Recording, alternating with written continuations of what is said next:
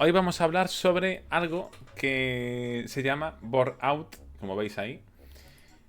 Lo que sería en castellano algo así como aburrimiento. Bueno, realmente voy a enfocarlo desde el aburrimiento laboral, aunque no solamente se utiliza en ese entorno, ¿vale? Pero vamos a hablar sobre el aburrimiento en el trabajo. Seguramente este nombre de burnout os suena parecido a algo que es más famoso, que es el burnout. eh, es mucho más conocido, no solamente del mundo laboral, aunque yo lo voy a enfocar en el mundo laboral, ¿vale? O sea, voy a hablar mucho de aburrimiento laboral o burnout laboral. No solamente se aplica a esto, aunque yo lo enfoco ahí porque principalmente creo que es donde más se ha estudiado y donde más se ha trabajado en este tema. Como siempre, como os decía, me baso en este caso, bueno, siempre utilizo algo de referencia. Os dejo aquí esta referencia. También la dejo en la descripción del vídeo de YouTube. Es un artículo científico por si tenéis curiosidad de entrar y ver ahí más sobre el tema. En este caso veis que pone boredom, no pone burnout, porque puede llamarse de una u otra manera. Es el mismo concepto. Por lo que he visto, creo que es lo mismo. Se refieren al mismo tema. El tema es que algunos lo llaman de una forma u otros de otra. Entonces, vamos a comenzar. Vale, como creo que lo adecuado para entender este burnout es comenzar con este término de burnout, que seguramente lo conocéis, pero para quien no lo conozca, básicamente se refiere, en el caso del trabajo que estamos hablando, a aquella situación en la que una persona se siente sobrepasada por el exceso de trabajo o el exceso de presión, por ejemplo, o de responsabilidades que acaba derivando en un agotamiento físico y emocional. Es esa sensación de agotamiento, al final, ¿no? Derivada por eso, por esos excesos. Puede ser de carga, de tareas, de responsabilidades. Bueno, esto creo que lo entendemos muy fácil, creo que por el nombre ya se conoce. Se utilizan estos términos en inglés porque son, bueno, ya sabéis, los anglicismos, pero básicamente pues esa sensación de estar quemado de un trabajo. Ya os digo, no solamente se aplica en este contexto, pero yo cuando me refiero al trabajo, entended que no solamente se puede aplicar aquí, aunque yo lo voy a enfocar mucho en esa parte. Pues una vez claro este término de burnout que nos suena más, es más fácil de entender el nuevo, el que quiero centrar, ¿no? El de burnout, porque es prácticamente lo contrario. ¿Qué quiere decir? En este caso, en lugar de tener un exceso de tareas, de responsabilidades y demás, se trata de cuando un trabajo es muy poco exigente, que es muy repetitivo, que tienes pocas tareas que hacer, o pocas responsabilidades, o tareas sin sentido, que no te llenan, que no permiten desarrollarte. Esto puede derivar en un aburrimiento laboral crónico, que sería este burnout, teniendo consecuencias a nivel psicológico y a nivel laboral. Aquí, obviamente, me interesan más el tema psicológico, por eso lo he traído, pero se centran en los dos, hablan de las dos. Ahora voy a poner un par de ejemplos, pero la gente que estáis en el chat, si queréis poner algún ejemplo de ambos, por ejemplo, o sea, que os hayan pasado o que conozcáis algún ejemplo que defina esto, yo ahora lo pondré para entenderlo mejor, aunque es bastante sencillo, como os decía antes, pero se entiende bastante bien. Pero antes de entrar en ellos, este artículo sobre todo me ha interesado porque muchas veces yo creo que un poco más de... No es que sea psicología popular, pero es una idea que puede haber. La idea de que un trabajo en el que no haces nada, que es bueno, ¿no? Que es más fácil. Ese rollo de... Bueno, pero es un trabajo en el que estás todo el día sin hacer nada, estás ahí las horas, echas las horas y te vas para casa. Como algo deseable. Pues lo que se ha visto, la evidencia dice que eso tiene consecuencias también a nivel psicológico. O sea, que no es un trabajo deseado, que no es deseado para todo el mundo, desde luego, estar en un trabajo en el que no haces nada, que no tienes tareas, ¿no? El trabajo en cadena es totalmente. Es un ejemplo de trabajo repetitivo, desde luego. Sí que es verdad que depende de la persona, esto no afecta a todo el mundo, obviamente. Esto depende mucho de la persona y del tipo de trabajo. Pero un trabajo en cadena puede cumplir muchos de estos requisitos de burnout, ¿no? Bueno, de burnout y de bore-out y de burnout también. Pero vamos a suponer que es un trabajo en cadena en el que no te machacan con tareas, sino que al contrario, son tareas repetitivas en el que no ves que tenga un sentido, que no desarrolles tus capacidades. Pues eso puede ser un buen ejemplo de burnout, de ese aburrimiento laboral crónico, de estar haciendo totalmente lo mismo. De hecho, había el juego este que jugaste tú y que jugué yo también, David, el What Remains of Edith Finch, que bueno, para quien no le interese, o sea, para quien le interese, es un juego, a mí me pareció muy guay, es como una película interactiva, y hay una de las personas, sin hacer spoiler, en la que está como atrapada en un trabajo sin sentido, que era, creo que era en una fábrica de cortar pescado, y era un trabajo de estar así muchísimas horas durante años, y cómo esa persona, digamos, que era propensa a tener más problemas a nivel psicológico, eso acaba hundiéndolo, porque era una persona como muy creativa. Exacto, te acuerdas, ¿no? Es un buen ejemplo del bore-out en un caso muy extremo, ¿vale? O sea, lo dejo ahí para quien quiera jugarlo. Pero sí, si hay personas que estáis en un puesto de trabajo que es repetitivo, de forma crónica, con tareas muy sencillas que no podéis desarrollar nada de vuestras capacidades, es normal sentir ese aburrimiento y que tenga esas consecuencias. Yo he puesto aquí algunos ejemplos más que, bueno, se me han ocurrido que son muy básicos también. Este primero puede encajar un poco con lo que decías, aunque no es tanto en un trabajo en cadena, sino una persona, típica persona que tiene muchísimos estudios, incluso imaginaos con máster, doctorado, que tiene una formación muy grande, pero que luego ve que a la hora de la verdad en un trabajo, lo que hace durante muchísimo tiempo, la mayoría del tiempo, sin avanzar, es rellenar casillas de Excel o de otros formularios, el que sea. O sea, sin sentido, digamos. Una cosa que podría automatizarse o que siente que podría hacer mucho más. Pues ese puede derivar en un caso de ese aburrimiento crónico que acaba en consecuencias negativas debido a ello. Otro ejemplo que puse es directamente el de no tener tareas asignadas. Esto va un poco en la idea de lo que decía antes, de imaginaos estar trabajando en algo en lo que no hacéis nada. Yo creo que a ti te ha pasado, de hecho, hace no mucho, David, que normalmente tenéis trabajo, pero cuando no tenéis nada que hacer, estáis deseando tener algo, alguna tarea. Entonces, al final, esa idea de que puede tener alguna gente, de que un trabajo es un chollo, o sea, un chollo en plan de que es bueno porque tienes poco que hacer, o sea, nada que hacer o muy poco, muchas veces no se cumple. Realmente necesitamos tareas que hacer para sentirnos parte, ¿no? Partícipes de formar parte de, aunque sea un trabajo, ¿no? De que nos vamos realizando un poco. Entonces, esto, claro, si comparamos el burnout con el bore-out, diréis, bueno, pues yo prefiero aburrirme que no estar quemado. Claro, el nivel de cómo afecta a nivel de salud mental, sí que no lo he podido comparar. En este caso, no se centra en esto del artículo.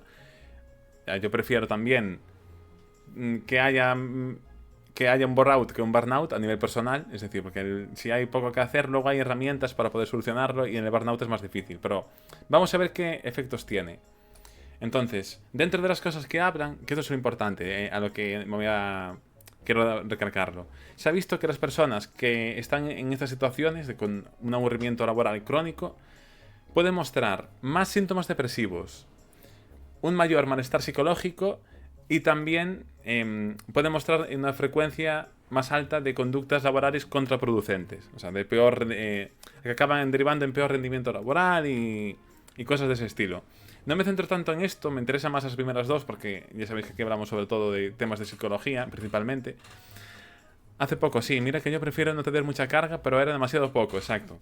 Ahí está, que normalmente lo más habitual es el burnout, que conste, obviamente en un trabajo, o sea, la mayoría de trabajos queman a la gente, ¿no? Digamos, los trabajos que tienen malas condiciones suelen ser por quemar a la gente más que por que no tengan nada que hacer. Pero existen estos otros trabajos y no son pocos también. O momentos incluso, más que trabajos en sí que sean completamente siempre así, suele ser un trabajo en el que quizá tienes durante una época muchísima carga, hay burnout durante una época y luego hay otro de ese bore-out, de que no tienes nada que hacer. Por una tema, puede ser por una mala organización del trabajo o puede ser por la propia naturaleza del trabajo, que son por temporadas, pero digamos que esto es el nombre que se le da a nivel de cuando se estudia en psicología. Entonces, como conclusión, a lo que quise llegar es que se ha visto que a pesar de esa idea que pueda haber de que un trabajo en el que no tengas que hacer nada que es deseable, porque al final pasas las horas y ya está, se ha visto que la falta prolongada de retos, de esas tareas con significado de estimulación, al final de tener algo que hacer en el trabajo y sentir que vas creciendo, que puedes desarrollarte en cierta manera, pues tiene efectos psicológicos y laborales, como vimos, más síntomas depresivos sobre todo y mayor malestar psicológico. Hablan también de mayor distrés, cosas más técnicas, pero y sobre todo me quedaría con los síntomas depresivos y con el mayor malestar psicológico.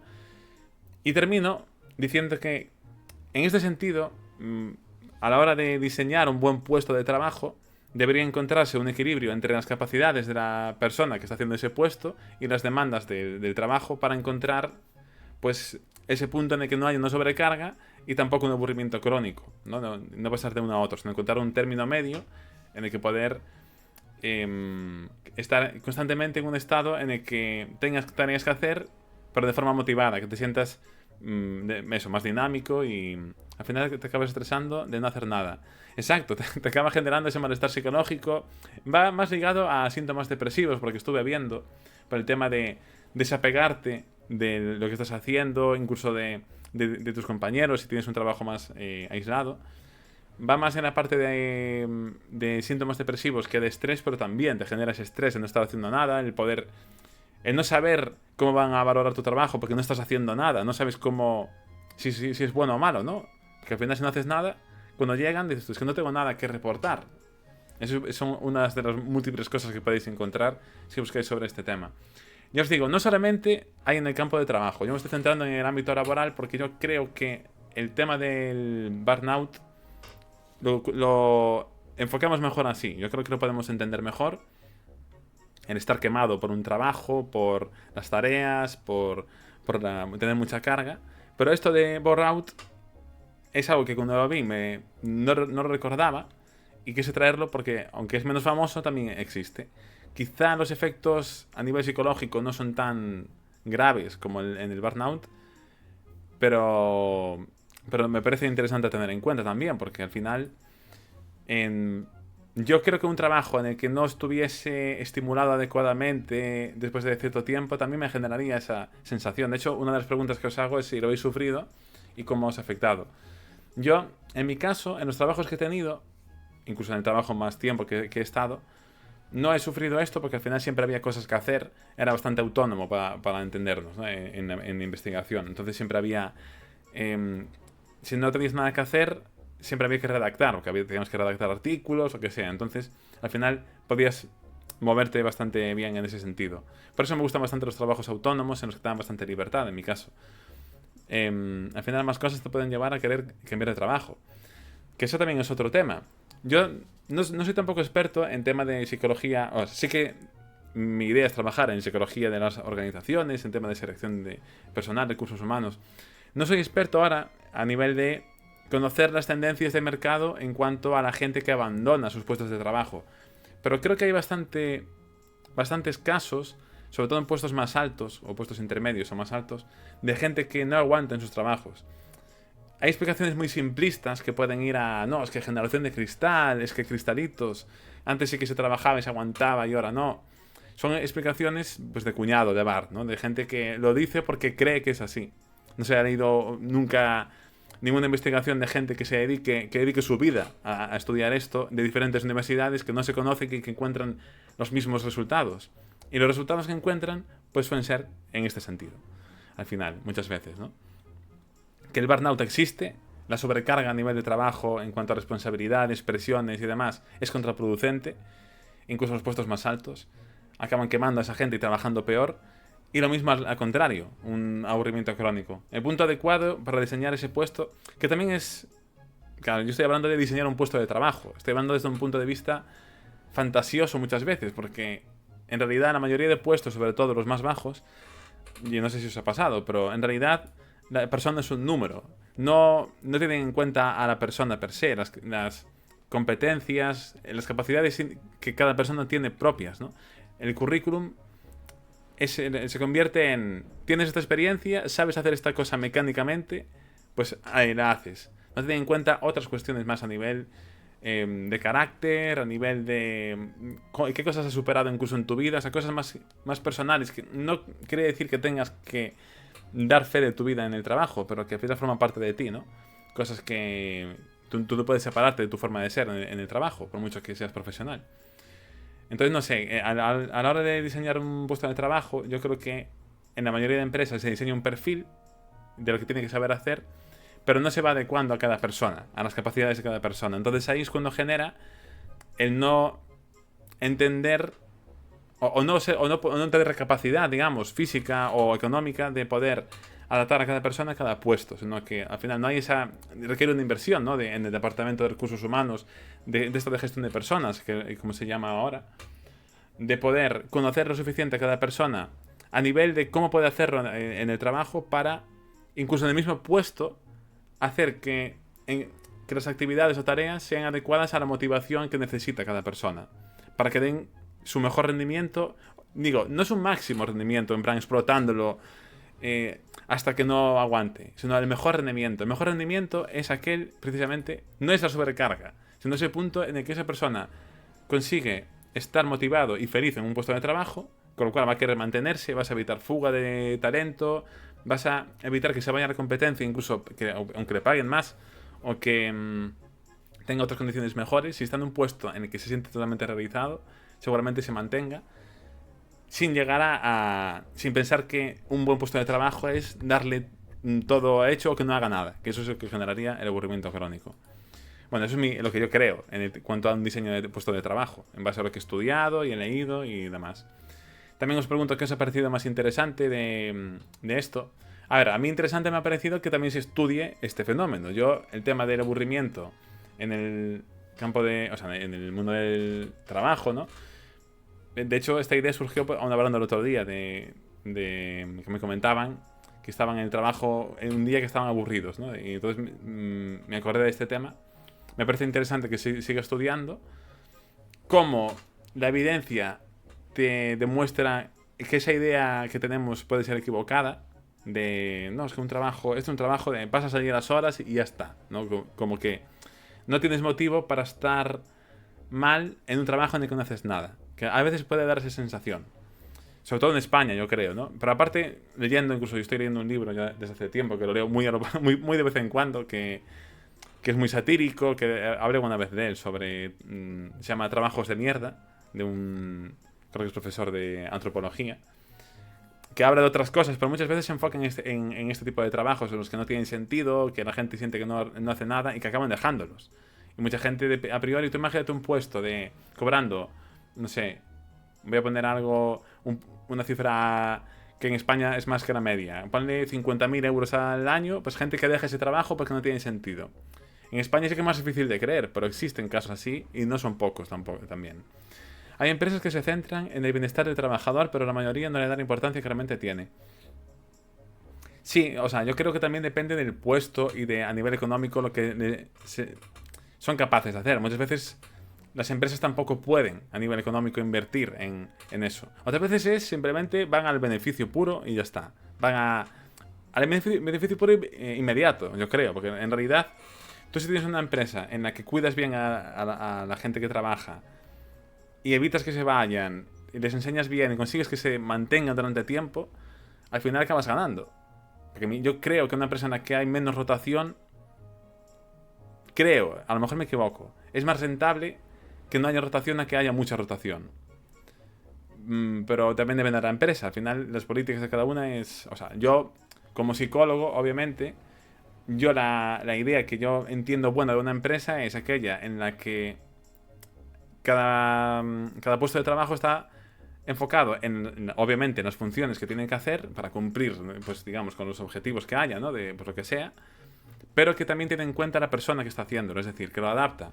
Entonces, encontrar lo que os decía antes, un punto en el que incluso el mismo puesto de trabajo, con las mismas funciones, las funciones al final dependen del puesto de trabajo, pero hay algunos puestos que son mucho más complejos, que tienen muchas funciones. Y siendo el mismo puesto pueden hacerse de maneras muy distintas y hacerse bien. Entonces ahí es donde depende del puesto también. O sea, hay puestos que, lo que decías antes, David, el ejemplo de poner de tornillos en trabajo en cadena. Eso al final puede ser del carácter que sea, que eso va a ser un trabajo monótono, repetitivo, y que sí, habrá gente a la que le parece guay, no le aburre, pero no puedes adaptar el puesto de trabajo. Pero hay otros puestos que sí, otros puestos más en los que implica más de una tarea repetitiva, sino que esos puestos más que requieren un poquito más. Antes de terminar, también quería comentar que, siguiendo con los anglicismos, vi que hay un concepto que se llama el job crafting, que básicamente sería un poco la medicina para este aburrimiento crónico. Me hace gracia que todo está en inglés, esos anglicismos. Pues el aburrimiento crónico, pues ¿cómo podemos hacer? ¿Qué podemos hacer para evitarlo en el trabajo? Pues dicen que este job crafting sería el proceso por el que la persona que está trabajando, ¿no?, modifica activamente algunos aspectos del propio trabajo para adaptarlo mejor a sus intereses. Pero que lo hace esa persona, no lo hace la empresa desde un departamento, sino que esa persona va adaptando en función de sus intereses, de sus necesidades, para hacer que sea más motivador. Haciendo que, pues eso, dividiendo el trabajo, reorganizando su forma de trabajar, para que sea más estimulante y que tenga más sentido. De nuevo, igual que dije antes, esto depende del trabajo. Hay trabajos que te permiten hacer esto y trabajos que no. Entonces, depende de la autonomía que tengas y de lo ingenioso que seas, pues puedes evitar este aburrimiento. Si eres eso, si tienes esa libertad y autonomía, pues puedes ir moviendo tú cosas, ¿no? Pues hacer esta tarea de una manera o organizarte a tu gusto, para nunca llegar a aburrirte, ¿sabes? Adelantar trabajo en momentos en los que... O dejar, yo qué sé, cosas que son a largo plazo para cuando tengas esos momentos y centrarte en las tareas más importantes. Pero yo parto de la base de que esto, aunque sí que está bien el job crafting, que las personas pues actúen para evitar sufrir esas consecuencias, ¿no?, del aburrimiento crónico, yo creo que deberían estar evaluadas o pensadas por las empresas. Puede ser que muchas empresas hayan así, ¿eh? Y yo creo que hay algunas empresas que trabajan bien en este sentido. También, mi punto de vista, está muy bien que se hagan actividades, por ejemplo, hay empresas que hacen actividades, rollo, pues conciertos para los empleados y cosas así, que eso también es interesante para generar comunidad y sentimiento de pertenencia. Pero yo creo que eso ya es el nivel, el último. Para mí hay cosas básicas, que es precisamente el propio puesto, que esté adaptado de una manera casi quirúrgica, que ese término siempre me gusta mucho, pero a la persona. Incluso el proyecto en el que trabajes, ¿no? Estás en un proyecto, imagínate que tienes un puesto y que a lo mejor haces 2 proyectos en un año. Un puesto ya medio avanzado, de administrativo, de gestión o lo que sea. O en mi caso, por ejemplo, yo quiero trabajar en temas de ciencia, psicología, comunicación científica, divulgación o cosas así. Pues a lo mejor en un proyecto que es de web, imaginaos, tengo que hacer trabajar con una empresa que quiere una página web y divulgar sobre eso. Pues quizá a mí me mola más en esa parte de web centrarme en la parte más de programación, porque justo es con lo que yo trabajé y me mola. Y en otra empresa, siendo el mismo puesto de trabajo, quizá no se centra en web, sino que es una empresa que hace comunicación de otra manera a nivel de psicología y de presentar cosas, ¿no?, en un congreso y una cosa más de comunicación pura, en persona. Y ahí a lo mejor yo digo, pues me mola eso, y siendo el mismo puesto y las mismas funciones que hipotéticamente, pues hago cosas distintas, ¿no?, dentro de lo que más encaja conmigo en el proyecto. Eso sí, estoy hablando desde un punto de vista ideal. Que voy mucho no iba a enfocarlo tanto a esta adecuación a un puesto de trabajo, al diseño, pero vaya, que me he ido para ahí al final. Entonces, bueno, de tema de aburrimiento laboral crónico, comentaba David antes, que ha sufrido en pequeña proporción. O sea, realmente David no tuvo crónico, sino tuvo puntual. Entonces, crónico es este que es constante y que acaba generándote ese sentimiento de dejarlo por esa falta de motivación, ¿no?, y de interés. En mi caso no ha sido así, o sea, tampoco. O sea, yo no he sufrido, digamos, he vivido pues momentos de más estrés, incluso puede haber llegado al burnout, pero no a este aburrimiento crónico, ¿no? O sea, yo sí que he tenido momentos puntuales de aburrimiento, pero no crónico, porque siempre había que hacer cosas, ¿no?, y siempre se acumulaban. Entonces, nada. Si no hay ninguna duda más por ahí de gente del chat, podemos ir terminando este tema, que no quería hacerlo muy largo, ya veis que me he extendido un poco de más, pero es un concepto muy sencillo. Hay como enfrentadas esas dos partes, ¿no?, del burnout y burnout. Uno por exceso y otro por defecto, y generan consecuencias negativas. A veces hay gente que no cree en los grises, que cree que es todo blanco o negro. En este caso sí que existen los grises y es el punto perfecto, ¿no?, de que no haya sobrecarga ni un aburrimiento crónico. Gracias, David. Bueno, entonces vamos a dejarlo por aquí.